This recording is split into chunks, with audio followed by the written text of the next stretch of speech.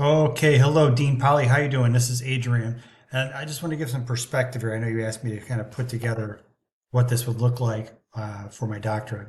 So, for example, this would be for PhD, Health Sciences, Exercise, and Sports Science Cognate, 2025-26 doctorate, and et cetera, et cetera, et cetera. When you look down here, if we scroll down a little bit further, you have these courses, and this is in my portal for the university for Liberty University. You have the different groupings: research and core courses, health science electives, dissertation, and then down here the cognate itself for the courses for that particular cognate of exercise science. Now, what I did was I broke it out into a spreadsheet. We'll get to that in a second, so it makes it a little more user-friendly and able to understand it a little bit better.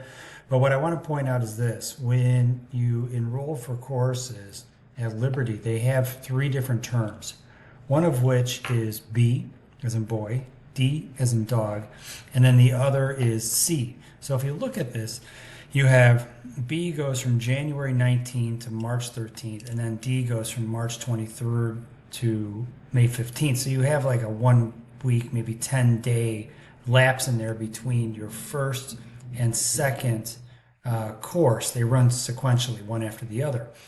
But the way this actually shakes out when we look at it, let me go over here to my spreadsheet.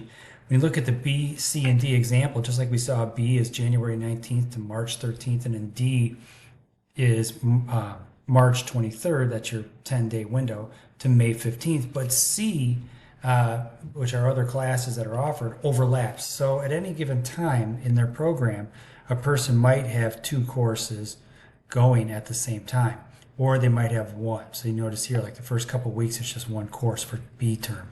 Over here, it's one course for C term just for 1 week.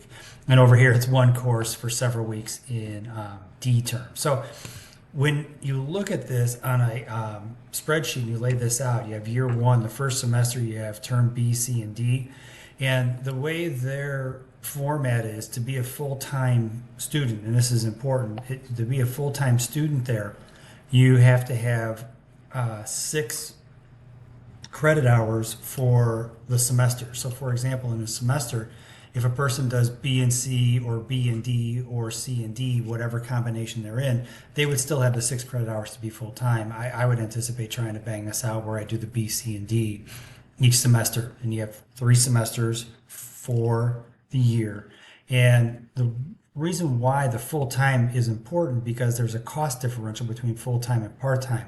There's a $65 difference between credit hours, or for credit hours, when you're full-time. So for example, in this situation, instead of paying $6.10 a credit hour, if a person went part-time, it would be $6.75 a credit hour, which would raise the overall cost for the class, obviously. They do have a tech fee that is payable at the beginning of each semester, and they waive that for the first semester. And then they suggested allocating out $125 per class per book. I would make it a point to try to reach out to our human kinetics people and see if we're able to get any kind of books, or I could have access to any kind of books to maybe save some money there.